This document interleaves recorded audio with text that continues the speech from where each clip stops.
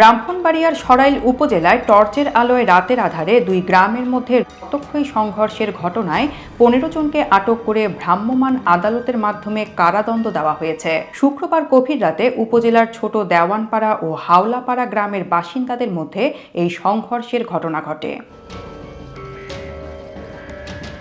স্থানীয় সূত্রে জানা যায়, দুপুরে হাওলাপাড়া গ্রামের এক যুবক তাইম ও তার বন্ধুরা ছোট দেওয়ানপাড়ার এক পুকুরে গোসল করতে গেলে স্থানীয় কয়েকজন তাদের ওপর হামলা চালায়। এর জের ধরে রাতে দুই গ্রামের শতাধিক লোক দেশীয় অস্ত্র নিয়ে সংঘর্ষে জড়ায়। অন্ধকারে একে অপরকে শনাক্ত করতে টর্চ লাইট ব্যবহার করায় পুরো এলাকায় আতঙ্ক ছড়িয়ে পড়ে এবং টানা ৩ ঘণ্টা ধরে চলতে থাকে সংঘর্ষ।